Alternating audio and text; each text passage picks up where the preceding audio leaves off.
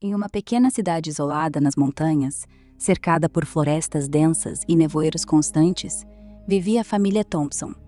Anna, a mãe dedicada, seu marido Mark, um engenheiro prático, e o filho pequeno deles, Tommy, de apenas 7 anos. Eles decidiram se mudar para uma velha mansão abandonada há décadas, conhecida localmente como a Casa Esquecida. O preço era irredutível, e eles viam isso como uma oportunidade para recomeçar após tempos difíceis na cidade grande.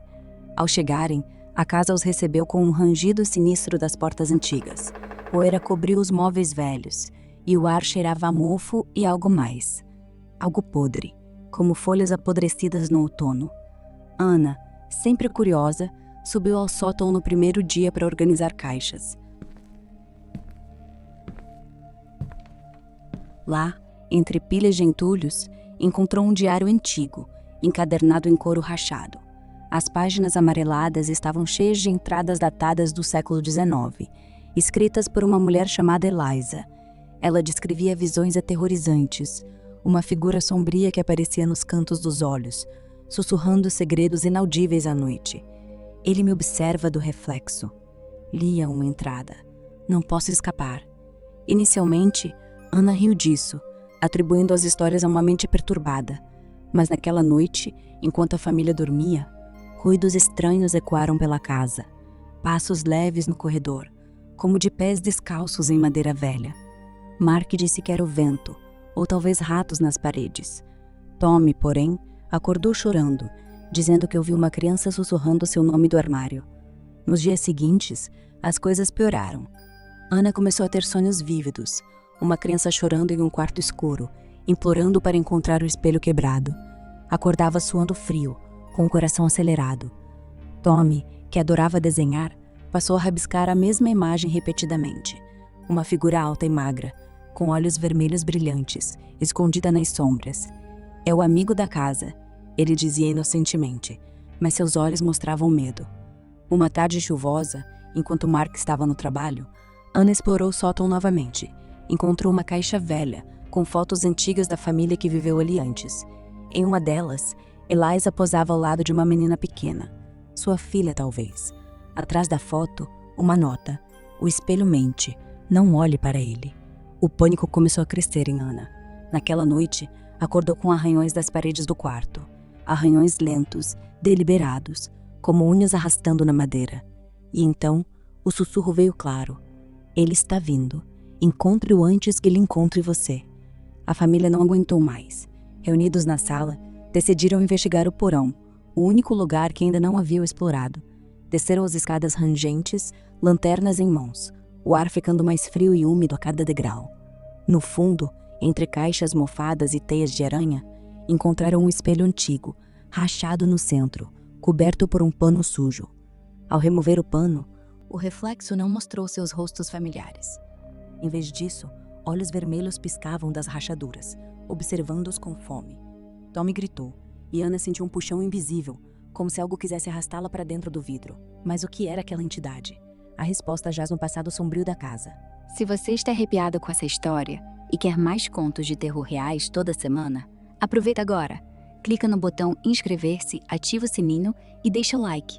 Assim você não perde nenhum vídeo novo. Vamos para a parte 2. Onde o pesadelo realmente começa. O reflexo escondido. Anos antes, na mesma mansão isolada, Eliza trabalhava como governanta para uma família rica. Ela era uma mulher viúva, dedicada à sua filha pequena, Lily, que brincava pelos corredores da casa. Tudo mudou quando o dono da mansão, um colecionador de artefatos ocultos, trouxe para casa um espelho antigo, de uma expedição na Europa. Dizia-se que o espelho era amaldiçoado, um portal para dimensões sombrias, onde entidades malignas residiam. Eliza notou as mudanças primeiro. Reflexos distorcidos no espelho do porão, rostos que não eram os seus, sombras que se moviam independentemente. Uma noite, ouviu sussurros vindos do vidro, promessas de segredos, de poder, mas com um preço. A entidade se alimentava de almas, pulando de reflexo em reflexo, distorcendo a realidade das vítimas. Eliza tentou ignorar, mas Lily começou a agir estranho, falando sozinha, desenhando olhos vermelhos. Desesperada, Eliza pesquisou o espelho. Descobriu que ele fora criado por um alquimista louco no século XIX, projetado para invocar demônios. A entidade, conhecida como o Observador, Atraía vítimas sussurrando seus medos mais profundos, possuindo-os aos poucos. Eliza decidiu destruí-lo. No porão, martelo em mãos, golpeou o vidro. Mas ao rachá-lo, a entidade a possuiu. Seus olhos ficaram vermelhos, e ela sentiu uma fome insaciável. Forçada pela criatura, Eliza traiu sua própria filha para o espelho. Lily foi sugada para o reflexo, seu choro ecoando eternamente como um lamento fantasma. Eliza, agora um espírito preso, escreveu o diário como um aviso, guiando futuras vítimas até o espelho para libertar-se, mas perpetuando o ciclo. A criança chorando nos sonhos de Anna era Lily, implorando por salvação. A figura sombria era Eliza, sussurrando segredos para atrair Anna. No presente, conectando-se à primeira história, Anna, no porão com sua família, encara o espelho rachado. Os olhos vermelhos piscam e ela sente o puxão. Com um grito, pega uma barra de ferro e quebra o espelho em pedaços. Vidro voa por toda parte e um vento gelado enche o quarto. Eliza aparece brevemente como um fantasma grato, sussurrando, obrigada, antes de desaparecer com Lily ao seu lado. Mas o terror não acaba. Anna olha para um caco de vidro no chão e vê seu próprio reflexo distorcido, olhos vermelhos piscando de volta. A entidade pulou para ela. Agora, Anna sente sussurros dentro de sua mente, compelindo-a a atrair outros. O ciclo continua. Ela escreverá um novo diário, guiando a próxima família para o espelho quebrado. A casa nunca esquece, e o observador sempre espera no reflexo.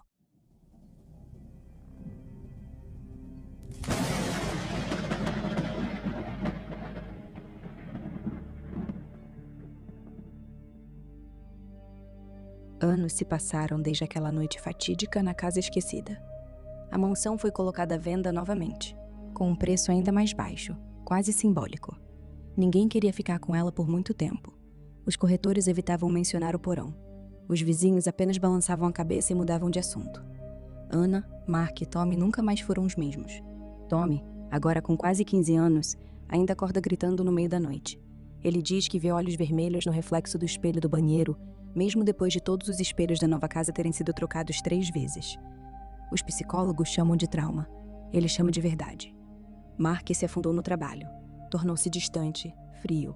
Às vezes, no silêncio da madrugada, Anna o pega parado na frente do armário, olhando fixamente para o próprio reflexo como se esperasse que algo olhasse de volta. Ele nunca fala sobre aquela noite, mas guarda, até hoje, um caco daquele espelho embrulhado em um pano preto dentro de uma caixa trancado no escritório. E Anna? Anna carrega o peso mais pesado. Ela sabe que não foi só Eliza quem saiu do espelho naquela noite. Algo entrou nela. Nos primeiros meses, eram só sussurros. Depois vieram os sonhos.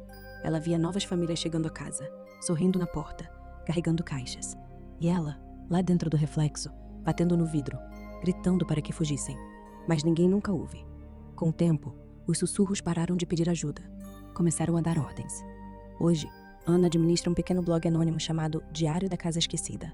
Lá, ela publica histórias de pessoas que compraram casas baratas demais, em lugares isolados demais. Histórias sobre arranhões nas paredes, crianças desenhando figuras altas de olhos vermelhos, espelhos rachados que não deveriam estar lá. Os leitores acham que são contos de terror. Acham que é ficção.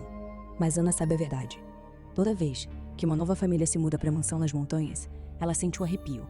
Sabe que o ciclo recomeçou. Sabe que, em algum lugar, uma mãe está subindo as escadas do sótão em busca de algo velho. Um pai está dizendo que é só um vento. Uma criança está desenhando. E no porão, perto por um pano novo, o espelho espera. Rachado, mas inteiro o suficiente. Porque o observador não precisa de um espelho perfeito. Ele só precisa de um reflexo.